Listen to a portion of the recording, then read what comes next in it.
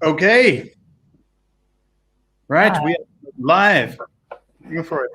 It's I use a tool called StreamYard to do this, and the thing that I hate about it is the awkward waiting room before you go live, where we're all here, we can see each other, but we can't talk. so, but anyway, we're past that now. How are you doing, Mackenzie? I'm doing great. And I'm excited that we have Matthias here with us to talk on the second episode of the Developing Communities podcast. So welcome, Matthias, and thanks so much for joining us here. Thank you for having me. So as always, as every time, I'm Mackenzie. I am joined here by Alex. I am the developer advocate at GitGuardian.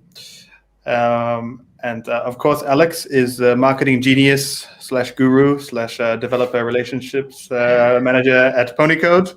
I don't like this genius saying it. It's too much pressure on my shoulder. But I saw that that's what your company said about you today. So I thought I'd continue. My community manager is trying to get a promotion, I think. No, I'm kidding. But yeah, no, Ponycode, the AI-powered unit testing tool. And we have Matthias today, who's joining us to talk about this wonderful work that we understand more or less, or trying to learn to understand and trying to learn to put a definition onto it, which is developer relationship. And maybe you can say a few words about who you are, Matthias, for the ones who don't know you yet. Yeah, well, there's probably a lot of people that don't know me, hopefully. But yeah, I'm Matt. I'm developer advocate. More specifically, I'm tech evangelist, and I'm working at Always Data, which is a cloud provider. So yeah. Welcome. Thanks. In our second episode.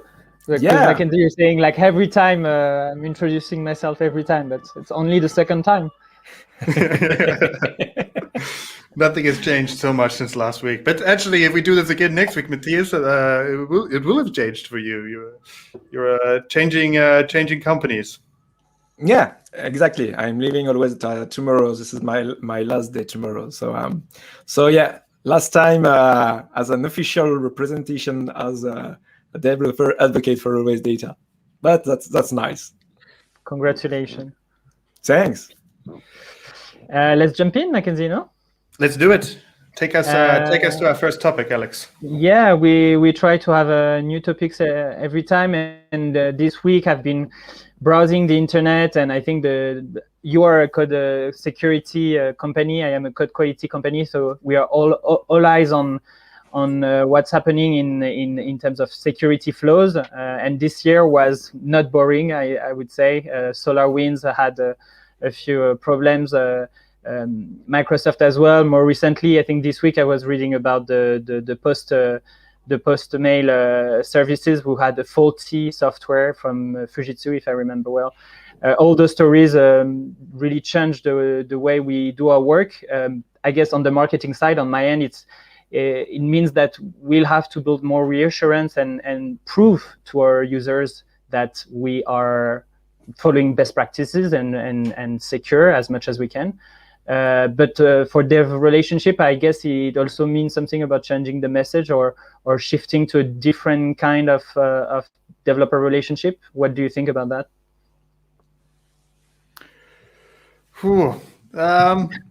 It's a challenging, because going into crisis mode when you're communicating with developers, it is challenging. And one of the reasons why it's challenging is that we are amongst the community as developers very protective of our data, of our identities. We're very aware of what this means. So being able to effectively communicate in a crisis, such as what SolarWinds, as you mentioned, and all of that that has, it requires a good skill, empathy, and understanding.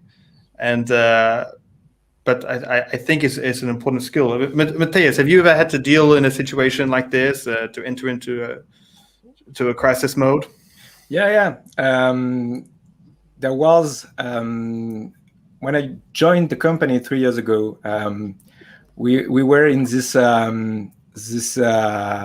huge shitstorm with Intel CPUs, due to the melt vulnerability and something like that. We had to patch a lot of hardware directly on site because there was a problem with the hardware itself. So we had to apply a lot of patches, and thanks to our architecture and the fact that we maintain our own security stuff, we were able to do that really quickly, because in a few weeks we patched all the hardware and all the servers.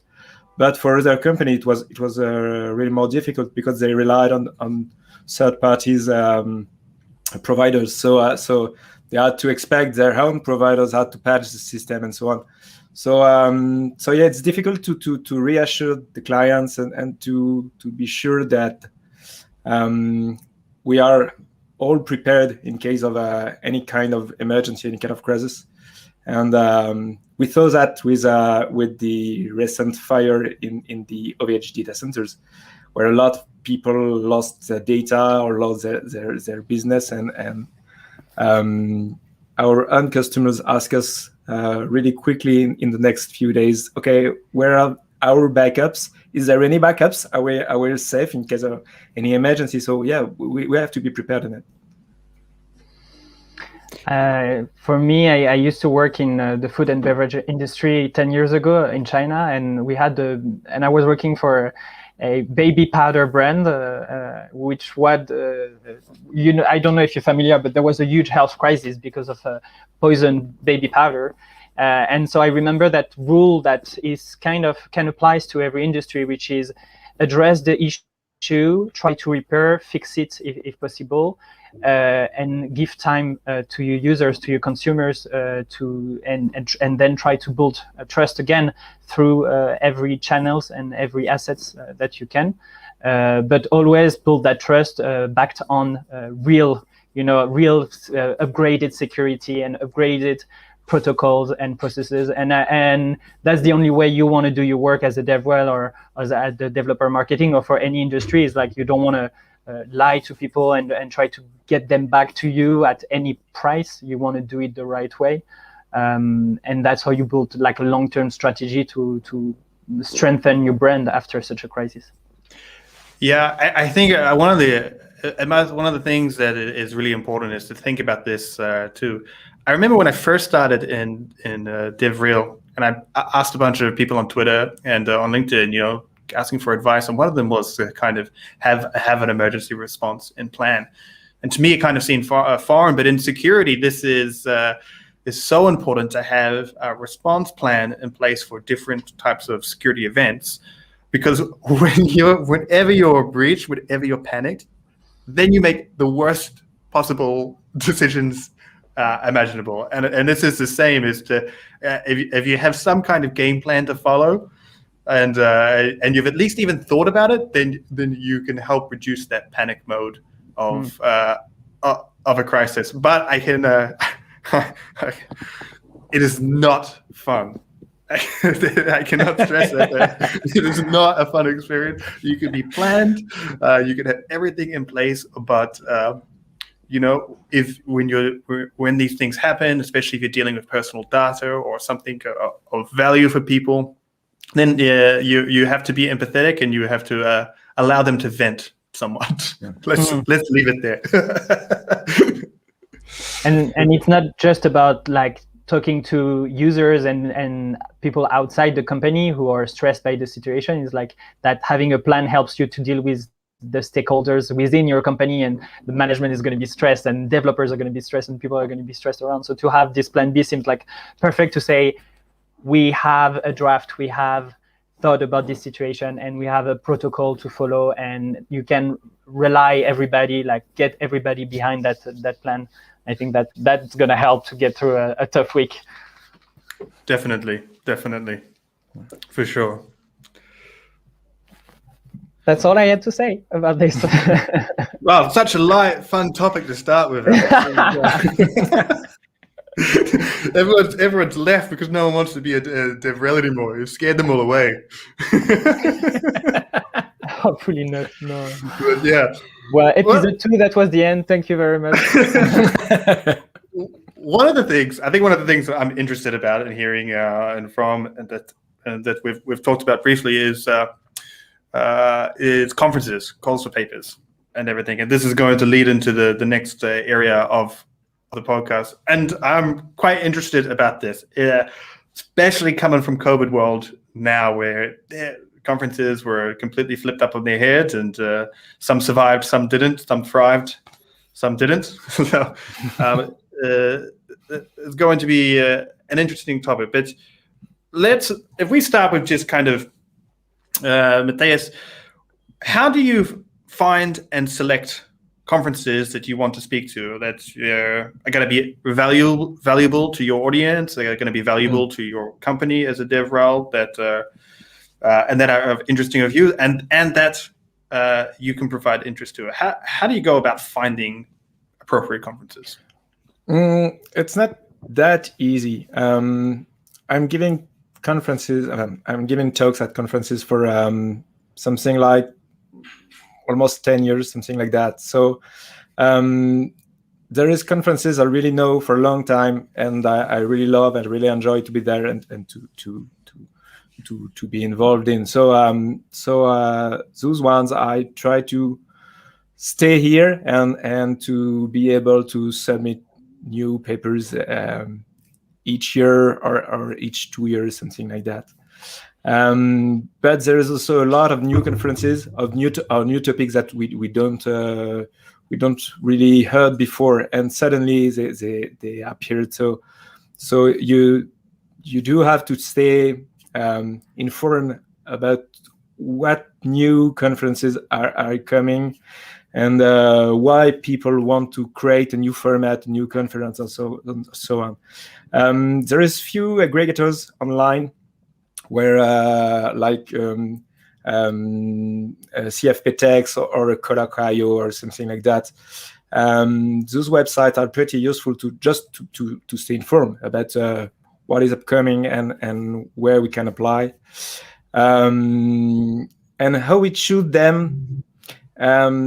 It's a bit difficult because we have to know the conference just to know which kind of audience, how many people will be there, how many speakers, is there many tracks or just one track, and to be able to just to measure the engagement of the different people in this kind of events. And this is not that easy. So we try to focus on conferences where our end customers may be interested about new topics or new kind of useful content, not specifically related to our business, but more to the developer business or front-end business or web business. And we make a lot of tries, and sometimes it works, sometimes don't, and we don't go to this conference anymore for the next time. So it really depends. And does that mean like you have now a grid of a minimum of audienceship or a minimum of followers on social media, and then which you wouldn't participate or submit? Or is it more focused over the type of language they follow or the type of trends that the conference is going to be about? Yeah, it's more related to the technologies rather than the conference by itself. First, because it's not always easy to find the proper numbers about the conference. We don't always know how many people is involved in or how many speakers there be in the conference. So we could ask, but this is not always that easy to just be in touch with the organizers before submitting the CFP. So sometimes we have the information, sometimes we don't. The only one criteria that I try to apply is about diversity. I prefer when the conference is just full of white male people, speakers. I prefer to resign in this condition, or just say that to the organizers, if we don't have any female on stage, there will be a lot of problems. So it's not normal. So we do have to embrace this issue and to find a solution. So sometimes it works, sometimes it don't, but it doesn't. But yeah, I try to apply this criteria. After that, we are really more selective about the content of the conference, the technologies that will be involved in it, and so on. I have a question kind of about call for papers. Now, this is one that I've talked to a few people about, and sometimes it feels to be like a bit of a forbidden topic, and that is that when it takes a lot of effort to write a good CFP, a call for paper for your conference, to try and get your talk published in there, especially without sponsorship. Going in there, and it requires a lot of detail and a lot of thought, and you're doing a lot of it in face. So how unique is the conference? When you submit for a conference, do you have a pool of, I don't know, 3 or 4 CFP topics that you pull from? Do you try and create an entirely unique one for each conference? Or do you have one that's awesome, that works really well, that you submit everywhere? Because it's a cost opportunity and time equation where if it has to be 100% unique, that's okay. But where does the value in this come for everyone? Yeah, I try to keep some time to just make some kind of research and try new technologies, new framework when they emerge, trying to find new trendy topics and to find what we could do about it and what we could learn about these new technologies, this new community, something like that. So I try to draft something like between 6 and 8 new abstract per year, and sometimes this is just a rewrite of the previous versions that were really, really good. I thought, or where I had a lot of good feedbacks, and sometimes it's not. Usually, I try to keep 2 topics that really worked the previous year and to recycle them on the next year, and try to add 4 to 6 new topics on really different kind of shapes, because sometimes you have a talk with a slot available for 45 minutes, and sometimes it's just 20 minutes, and this is not the same thing to do a talk and a session in 20 minutes or in 45. So you have to add some cuts in it or something like that. Well, so I have a new idea. I say, okay, this topic is pretty interesting.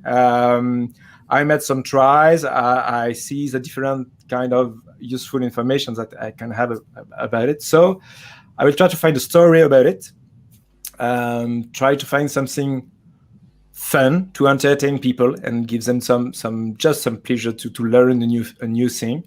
And I draft an abstract, and I try to rewrite it frequently because the more I'm able to rewrite it, the more fine, the more precise it will be. And then I submit the abstract to different conferences. I try not to submit more than 3 papers at each conference, because more is just a bit pushy. I really want to be there. I'm ready to push 6 topics at the same time. And for the organizers, this is not really interesting. We are just saying, okay, why do you really want to be here? What is the problem with you? Leave me alone, Matthias. Leave me alone. Yeah. And but if you just submit 1 paper, it's you decrease your chances to be selected in the final pool. So between 2 and 3 papers per conference, this is a good rate, I guess. Okay. Yeah, that's interesting. So once you've identified conferences that are of value to you and your audience and to everyone, then it's worth coming up with a couple of options for them to proceed. I have 2 questions from there. One for Mackenzie, because you're doing code security. Git Guardian is doing code security, so I feel like maybe your participation is more focused on that, which can feel niche, but is also such a trendy topic. Do you build a lot of abstract every year as well? So no, actually, and we're not as advanced as Matthias in conferences. I'm certainly not in this. So what we have research projects that run simultaneously at GitGuardian. So we're researching about security in code. We do this through the public data available on GitHub. And then when we compile those for internal things, then it presents an opportunity for us to present those findings to a conference. So yeah, for us, when it comes to, if we're just to talk about what we do with secrets detection, of course, I could speak for a long time about secrets detection and just secrets detection. But I think for me, what's important is unless we're on a very specific conference, it's that we talk about secrets detection as part of a presentation that is of interest to everyone, because of course I want to educate the audience about the problem. I want to teach them, but if you're not aligned with this, if you haven't had experience with this, then a 45-minute talk about something that you're not aligned with can be challenging. So I don't write a whole bunch of abstracts at the start. It's more with the research that's ongoing and then fitting that in with what we're doing. Does that make sense? Yeah, it does. And my second question, which is for Matthias, is more on the marketing side, because you were working for your company. So does your intervention have to fit the scope of your company's strategic goals and theme, or do you feel like it's more, how do you serve your company's objective through participating to conferences and selecting topics? Yeah. It's not that easy, because when you're working on conferences like I do, you are more specifically on the tech evangelization part of the DevRel position. And in fact, you're just here to make a lot of noise, to bring people and to raise the awareness around what you're doing. But it's not that easy to do. Because when you go to an event and you you attend to the different sessions, you're just here to learn new things or to discover a new trendy topic or tech topic, probably dive in or something like that. And you don't want someone to be here just to do the review or its own product. This is not interesting. This is not a pre-sale presentation. This is, yeah. So my position is to say, okay, we could reach some kind of interest around what we're doing and our product by showing that we are really good at what we are doing.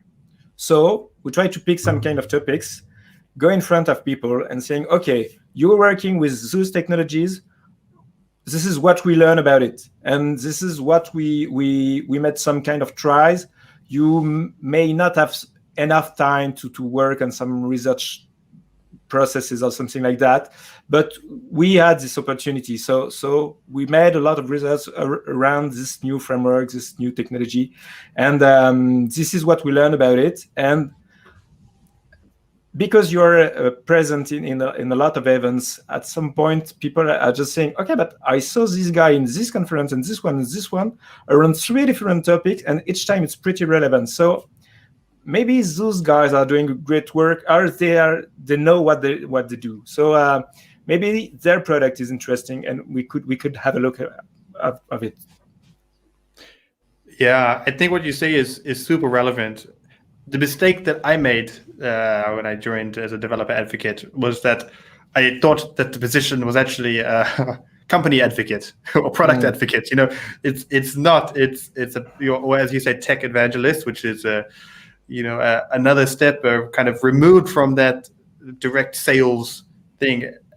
it's something that if you have come from a different background, you can struggle with, because you feel like you should be promoting your company sometimes, even though it never works that well, because your talks end up becoming less interesting, less relevant, and it has an opposite effect. But it's hard. It's difficult to draw that line. At least I have found that. Yeah. I feel like it also says a lot about the developer relationship position is that you can join a company whose solution is part of a bigger conversation about solving code security, about solving code quality. I like, there are many examples, but because they're part of this bigger conversation, a developer relationship can just advocate for the company through being part of the conversation and being part of the answers brought to the table, and it doesn't have to do just self-promotion. Yeah, definitely. But the complexity in it is that it's complex to really measure the consequences of your sessions, and was it a good thing to be there at this conference, to take the time to prepare the talks and to be there for 1 or 2 or 3 days and to be present and so on? And is it really relevant? This is probably this is complex to measure, and this is something that you feel more than just having numbers about it. At sometimes you're just, okay, I don't know, but there was a lot of really great conversations around the talk by itself and the session by itself, and we were able to talk a lot in the background of the whole conferences, and I have the feeling that we could have something great that is coming from it, but it's always just a gamble, and you have to make it. Yeah, it's hard. It's hard, especially if you're kind of results focused, to translate that into a KPI that makes sense for the sales team, the marketing team of your impact on that. But I think the companies that want to employ a developer advocate or want to do it for the right reasons, or tech evangelists, are looking at 5-10 years down the track. Yeah. And going to a conference in 2020, having a relationship, getting someone interested in security, and then nurturing that over many relationships, and then it moves up, and then someone finds it, and there's brand recognition, there's a positive experience, and it helps with the sales cycle. But that will never be attributed directly. That chain squiggles so much that it's so hard to find it. But I think a good measure is if people are enjoying what you're doing, they find it useful, educational, and you are genuinely helping them discover new technologies, discover new problems, and think about things differently, then that will result in positive outcomes. Yeah, definitely. And this is probably what is the most important part of the DevRel position, because an interesting thing is that more and more for the last years, we are talking a lot of the developer experience. And this is something I found really, really interesting, because we're not just here to consider techie people as just mad as they just want to hurt themselves by putting some code each day long on their computers, but they are just users like everyone else, and they just want having the best tools to do their job, and not to be in difficulties or with a painful framework or painful language, or I don't know. And this notion of developer experience is really interesting, and this is our job as developer advocates, to just be there for the developers communities and to help them to be ready to use our product and technology by itself, help them to just be better at their job. Definitely. How does that translate to you, Alex, as someone from a marketing point of view? from this developer relationships point of view, because you're probably someone that is typically very results given. I can imagine that you have some data studios and some spreadsheets to measure KPIs. How is it challenging to kind of think about this differently for you from the marketing perspective?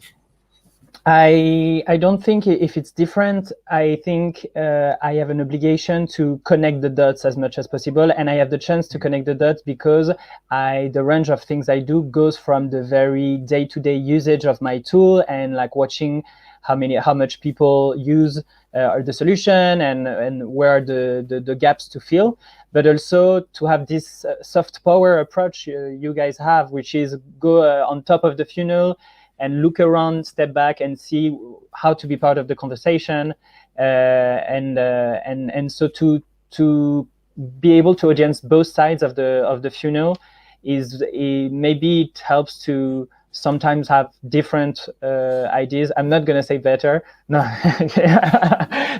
no, different ideas, but it's such a new field in itself that I'm still trying to figure out how to connect, even in my resource building strategy. It's like between a blog post, between documentation, between conferences, and between everyday onboarding or newsletter. What are the information I want to deliver, and when should I deliver them to bring the best experience and the best relationship to the solution and to the conversation we're trying to be part of. But I've just bought online a book called Developer Marketing Doesn't Exist. So maybe next week I'll realize I'm not relevant at all. Maybe next week we don't have a podcast. Yeah.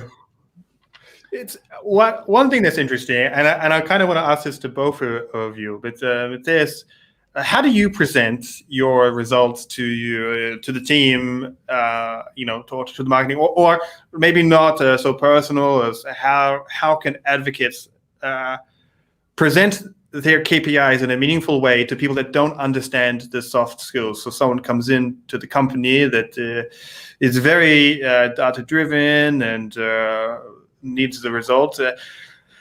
Well, it's challenging from a conference or that to say, okay, so this is the value that I got from the conference, and these are the indicators, that get that. What are those indicators for you to present to the team? Yeah, the indicators are not that precise. There is two things. The first one, when we were able to travel and to meet people in real life and not online, a good indicator is the number of people you are able to talk with outside of the session by itself, but just people encountered in the corridors or during the intermediates between the talks and so on. So you could easily measure this way if what you are doing and what you present is interesting for the people or not, and you are more able to talk about your company and your product because you're not on stage at this point. So you could say, yeah, I'm talking about that because I'm doing this kind of stuff and so on. But you have to do a lot of work to interest people. This is why when I prefer to be on top of the track rather than at the end of the day, because when you are the last speaker of the day, people are just so tired and not listening really well, and after you, everyone is going to their home, so you won't have anyone to discuss or else. So it's not the best position is a track list, I guess, at the end of the day, but you could find as a solution to engage conversation with people. I think the blue hair is pretty much a really good tip. So as developer advocates, let's do that. Put bright colors in your hair. So I could fall back to my natural color, because I will be the only one to have a natural color in the conference. So, I will be recognizable as anyone else. When I was 13, I had leopard print here. I snuck off and got leopard print here done. I think we should probably bring this back. Nice. My mom was not so happy. I guess so. My first question to Matthias today was like, how did you get your hair done? Because I knew that was the best growth hack brought to the table today. I was like, okay, I need the same. An interesting thing is that I did that just for fun at first, but I realized that it would be really useful. I was at a conference in Seattle 2 years ago, and it was really big stuff. This is a conference named Connect Tech. It's a pretty big one in Seattle, and at some point I heard one of the organizers talking with an attendee, and they are talking about security, and I had a talk about cryptography and how does it work and so on. And at some point I heard the organizer say, look for I had the radar at this time, and he said to the attendee, try to find the red hat crypto guy. This is an interesting guy in the place. And I was just, okay, that's why I have these bright colors in there. So yeah, it's definitely useful. I mean, all tricks always work. And about the metrics, what we try to do is to have a voucher for each conference, and at the end of the slides, I have some kind of thank you for being here, last slide, and I had in it the voucher for the product, just saying, okay, if you want to make some try with the product, here's a voucher. You can use it. You can try the product by yourself, and give us any feedback that you want. This is free for you, so let's try it. This is an interesting way to try to measure. Is there any more subscription on the platform, or that comes from this conference? And it's interesting for the long tail too, because often there is a video caption of the conference, so the video will be available online with a voucher in it. So even months or years later, you can be able to track if a conference is still useful, because the voucher is still active on the subscription. So you can say, okay, this conference we made 2 years ago, I have still a subscription coming from it, from the video online. So this is an interesting entry point, and you could capitalize on it. And that long tail effect is so right. I feel like there are too many times where maybe people want to focus onto the number of subscribers the day of the event or the day after the event, and I feel my work has gotten much easier now that Ponicode has a bit of history, because when we participate to a conference, for example, and there is a topic that has a bit of success, what I try to do is to build wealth and not popularity. And building wealth meaning recycling or reusing that topic we had during the conference, for example, and built it into a written blog post, for example, or a video, or using it for to talk to the media. And usually it's a great way to build wealth over that topic and spark that conversation. And after a while, after a few months, you compound the figures of the blog post of the conference of everywhere where you try to distribute that and see how it built a long tail. And I think that shows that you built something from scratch, and you didn't just like throw it to a conference and never talked about it ever again. You actually try to build wealth, to improve your speech, your angle, but also increment with the reaction you get and with the other expert pitching in. Doing compounds and long-term overview of the effect, would it be in reach and interaction through different channels, is for me is an interesting way to see how the developer relationship works and is effective.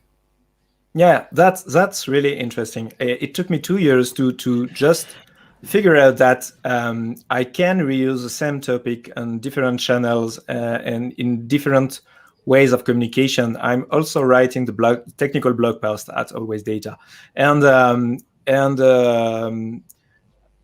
suddenly one day I was not really inspired about a new blog post to write. I'm just thinking of it, and I thought, okay, maybe I could write a small blog post, small introduction to cryptography, what it is. And it is probably one of my most successful talks, actually. And so it was really easy to write because I have the material about it, just to rewrite it from a blog post. And it was really, really interesting to see the success of this blog post too. And I said, okay, that's nice, because I could just take the temperature of, is it an interesting topic or not? And this is now I cross the different kind of inspiration. Sometimes I think about a new topic, I write an abstract, and after that I say, okay, but it could be a nice blog post too. So I'm trying to write an article that will be a good material to build a conference from that after that. Or I do the other way. I'm just taking a conference, trying to revamp it in form of a blog post. And this is a good way, to just to be able to measure if it's an interesting topic or not. And I think recycling is still a bad word too often. The reality is, like, you participate to a conference and a few people are going to see it, and on the long term, like 12 months after, maybe a few more people. But repeating yourself through different medias is not a bad thing, and is not a lazy thing to do. It's actually working onto improving the way you storytell that topic. And I think it's really valuable for the company and for the developer community. Yeah, and the more you are repeating it, the more you are taking it just for you, and you are improving it because you are trying it on different channel in front of different audiences. I perfectly understand that there is some conferences organizers that wants a brand new talk each time and want something that was never seen anywhere before. But for us as developer advocates, it's not that easy, because writing a new talk each time it's a lot of work and a lot of things to do in prior of the conferences. And because you are reusing the same conference, the same material each time, it refines. It's more and more accessible, more and more understandable. You're more fluent in explaining it, in transmitting your knowledge about it, and it is it's a nice experience for the audience too. So yeah, recycling is not a bad word. This is probably the best way to do the thing in our job. I also found I do little polls in newsletters that I write out, and one of them I asked, what was the preferred method of content that you consume? Is it technical blog articles? Is it documentation? Is it cheat sheets? Is it videos?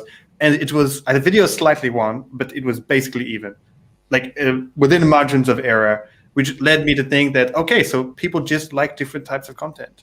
Yeah. So by having something in a technical, in like purely technical documentations is perfect for for someone, and having a video with little like code examples of you doing it helps to connect the dots for another person. So I think that if we're going to make the effort to a conference talk, and coming back to this, because a lot of this is that a call for paper is a lot of work with no guarantees of anything, especially when you're starting out. So just going into okay, this is something interesting, and what's going to be interesting is we can turn this into a video or a blog post, and it lowers that cost, the cost of opportunity there, to do that. Yeah. Absolutely. Okay, I have one last question for Matthias. Yeah. What has been the most interesting or funny or not a nice memory that you've had about speaking at a conference now, and what do you reflect on it? What's been one of the most challenging moments at a conference, or funny?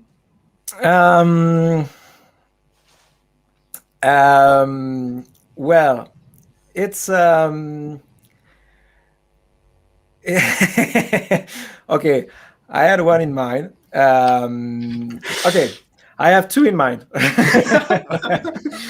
The first one is not on the conference by itself, but it was a pretty fun moment. So and related to the conference. So yeah, it was years ago at a conference I really love that's named Paris Web, which is one of the first French conference dedicated to web and the front end and the quality. I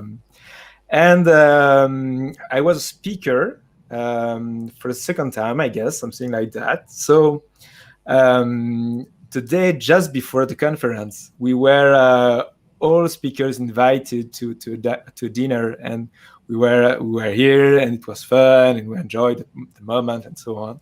Then we went back to the hotel, and I had a really good friend that was speaker too at the conference, and he joined us just at the last moment at the dinner. So he didn't go to the hotel before. So we went to the hotel after the dinner. He asked for his room. He was going up to his room, and I see him going back from the elevators, taking his card key in hand and saying to the hotel desk, "Excuse me, but there is someone in my room," and and the hotel totally messed the rooms, and there was another speaker in the room that is just sleeping. So I said, "Okay, you know what? I have 2 beds in my room, so you can come with me." And because we made our slide at the last time, each time for each conference, we were up until 5 a.m. just finishing our slide with some loud music in the bedroom.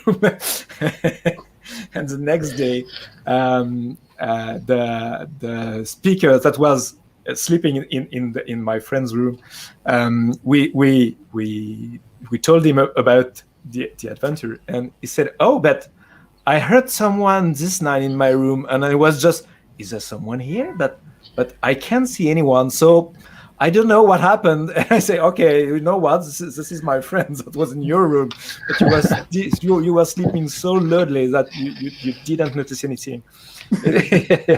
It was a pretty fun time. And all right, the second one is didn't occur right now because I have a dilemma for an upcoming conferences. In June, I will be in the PHP International Conference in Berlin. And I will be talking, I have 2 sessions and one of them is the one about the cryptography. And during this talk, I have a slide with the Enigma machine, which was used to encrypt the messages for the Nazis during the Second War. And I have a joke on this slide where I say Enigma is virtually unbreakable. But, spoiler, the machine was broke during the Second War. Otherwise, this talk would be in German. But I'm really not sure I'm able to do this joke in Berlin during this conference. So I'm still hesitating about it. I'm still thinking, but I'm really not sure I will do the jokes this time. Or otherwise, my girlfriend is saying, you probably should transform this slide and doing the joke in German. So I will probably try to learn just this joke in German and trying to do it this way. I will see. I respect the level of dedication to making your session successful. Yeah, it's so funny. I did a talk on asymmetric encryption, and I used the Enigma machine as an example. Is that in the war there was the people called runners. It was literally their job to carry a sheet of paper to the members in the field with the combination of the Enigma machine set up to be able to read the messages in the field. They didn't think, without asymmetric encryption, this is Amazon, every time you want to buy something on Amazon, would have to send Alex to run across to the headquarters with a piece of paper to decode his order. But that makes me miss going to physical event, like hearing your stories. I'm like, I wanna go back and meet people, and those clumsy, cringy jokes that can happen, and those attempts, and just people getting outside of the comfort zone and the adrenaline attached to it. I really miss it now. Yeah, we developed in my last startup, my co-founder and I, we developed a reputation that we would speak at conferences, but would always get the like the startup or emerging technology or speaking positions on the low stages, and would always try to get into the expensive tickets, networking events, and all of that, just with our passes. I didn't realize. I'm here now. It usually always works. That's when you're on a low budget startup. That's how you got to get into the room. You just have to try. I'm taking notes. I'm going to try this one.